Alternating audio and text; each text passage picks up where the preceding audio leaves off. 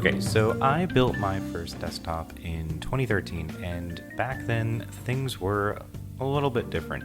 First of all, hard drives were 3.5 inches, and I know that doesn't sound like a lot bigger than 2.5 inches, but they are way, way, way bigger. If you haven't held one in a while, they're enormous. M.2 drives basically weren't a thing, and a 2.5-inch SSD would set you back a pretty penny. Usually you were getting about 120 gig SSD as a boot drive, and you'd maybe put Chrome on it. That was kind of where you were at. And yeah, I installed Windows using my disk drive.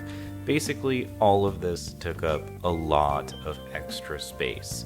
You kind of needed a big case. Not to mention that ATXs weren't really on the market and they weren't really well thought out.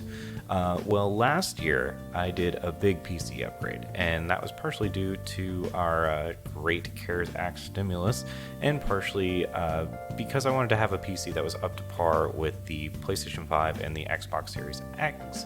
And I got a 3080, so I instinctively went ATX. That's what I did before, that's what you do, you go ATX. And while the computer was beautiful, and it was a breeze to build in, the abundance of open space was immediately noticeable, not to mention that this guy was thick with two C's. This chungus weighed 40 pounds when it was all said and done. And the nail in the coffin was kind of done in January 2020. I drove down to Florida for the winter of 2021, and my desktop took up 2 car seats in my Toyota Corolla. And at that point, I knew I needed to do something. I knew that I could not be taking up more car seats than I need for my human self to ride in the car. If I ever wanted to bring my computer around, which I do, and every time I wanted to move it out into the living room, etc., it was horrible. It was awful because it weighed 40 fucking pounds. It's more than a normal child. So yeah, in making this video, this is for those of you who are stuck in the past. Building ATX because that's what you did before. Well, the future is ITX, and the future is now. In the last few years, a few things have changed in the ITX market that I've noticed. First of all, there's a lot more mainstream ITX cases. ITX cases for the masses. I feel like it used to be that you would get this like weird $300 boutique ITX, and only Linus Tech Tips got one of the like 12 in existence, and you had to put in those like super small GPUs and forget about getting an SFX power supply. Well, now there are tons and tons of mainstream ITX cases from all of the major brands that you would want. I mean, pretty much every brand that I could think of, I was able to find an ITX case for. There are more options than ever. Kind of going on the first point, you can get any kind of ITX case you want. You can get a tower. You can get an ITX case that fits an ATX power supply. You can get an ITX case that is basically an MATX case. You can get an ITX case that you could probably not even fit a Raspberry Pi in because they're so small, but basically you have so many options, and the cost of parts and the standardization of parts has changed quite a bit.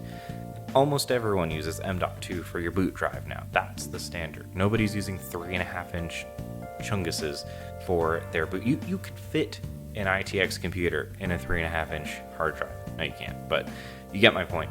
Everyone's using M.2 now. Those things are like 100 times smaller than 3.5 inches. SFX power supplies are in reasonable wattages. I've noticed it gets pretty expensive once you go up to 850 watts, but at up to 750 watts, you're not paying that much more for a decent power supply. And cases have also gotten much cheaper. Like I said, they're not just boutique things. You can get the NR200 for like $60 if you check it out on sale. So yeah, prices are very similar, if not identical, depending on how you shop for your computer. And these ITX cases are better designed. They're better cases for everyone.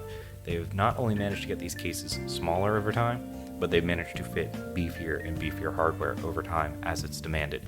Yeah, we're talking triple slot GPUs, we're talking 3080 Ti's, we're talking 3080s in here, we're talking ATX power supply support, and long 330mm GPUs. So after seeing some of my friends' builds and getting a little jealous, I took the plunge myself and went ITX. I kept all the parts I could from my old computer. I only needed to replace the motherboard, the case, the power supply, and the cooler. That's not to say that I could have gotten away with a slightly bigger case and only needed to replace the motherboard and the case. You see, there's, like I said, lots of options that support air coolers, stock coolers, as well as ATX power supplies. But the only options that supported those were either stuck on a boat off the coast of California or delayed indefinitely. So I went smaller than I thought I could handle. I went with a Lian Q58, and if you want a review on that case, hit me up. Definitely has some pros and cons I could talk about with that case, but let's build this bad boy and get to the conclusions.